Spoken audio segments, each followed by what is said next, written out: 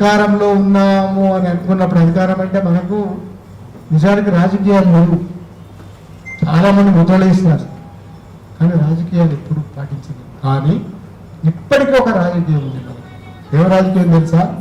తెలంగాణకు వ్యతిరేకంగా ఉన్న వాళ్ళని మనం వ్యతిరేకిస్తాం, తెలంగాణకు అనుకూలంగా ఉన్న వాళ్ళని మనం అనుకూలిస్తాం. అది కాంగ్రెస్ కావచ్చు, టీఆర్ఎస్ కావచ్చు, బీఆర్ఎస్ కావచ్చు, సిపిఐ కావచ్చు, సిపిఎం కావచ్చు, బీజేపీ కావచ్చు. కానీ మన గీటుగా ఏమిటంటే తెలంగాణ ప్రయోజనాలకు అనుకూలంగా ఉండడం.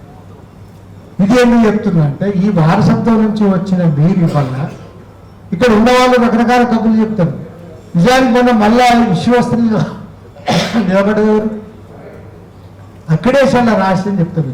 ఫోన్లో మాట్లాడద్దు ప్లీజ్, నేను మాట్లాడుతున్నాను కదా, మీరు ఫోన్లో మాట్లాడితే కష్టం. ఫోన్ బంద్, మీరు చాలు, ఓకేనా? ఓట్ బంద్. అక్రిడేషన్లది ఎందుకు వచ్చినాయింది? అక్రిడేషన్ 23,000 ఎందుకు ఇచ్చినాం? తెలంగాణ ఉద్యమంలో పాల్గొన్నాం కనుక జర్నలిస్ట్ జాతర జరిగినప్పుడు అప్పటి ముఖ్యమంత్రి కాకముందే కేసీఆర్ గారు TUWJ ఓపెన్ చేస్తూ ఏమన్నాడంటే జర్నలిస్టులు అందరికి ఇచ్చుకున్నాం, డెస్క్ ఎవరైనా ఇచ్చుకున్నాం.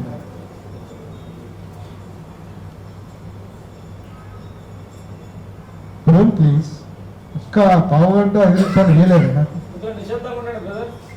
ఫోన్ లేదు, ఏం ఫోన్ లేదు. అప్పుడు ఫోన్ కూడా పెట్టినా కదా, మీరు కూడా పెట్టున్నా కాసేపు. జర్నలిస్టులు అంటే డెస్క్ వాళ్ళకి ఇచ్చుకున్నాం, ఫోటోగ్రాఫర్లకు ఇచ్చుకున్నాం, వీడియోగ్రాఫర్లకు ఇచ్చుకున్నాం అని అంటే 23,000. ఏ రాష్ట్రంలో లేనట్టుగా ఓ బాబు మన రాష్ట్రంలో టాప్ లైన్ పత్రికలు, మెయిన్ స్ట్రీట్ పత్రికలకి టాప్ లైన్. ఈ టాప్ లైన్ల రిపోర్టర్లు 15,000 మంది ఉంటారు. వీళ్ళందరినీ మినహాయిస్తే 5-6 మంది ఉంటారు. ఎందుకు మినహాయించాలి? వాళ్ళకు జీతాలు లేవు, జీతాలు ఇచ్చడం లేదు, పని చేయించుకోవడమే. టాప్ లైన్ లేకుండా పత్రికలు నడుస్తాయా? టాప్ లైన్ లేకుండా వార్తా స్రవంతి అనేది కదులుతుందా? టాప్ లైన్ అనేది ఇవాళ పత్రికలకు కావచ్చు, ఛానల్స్కి కావచ్చు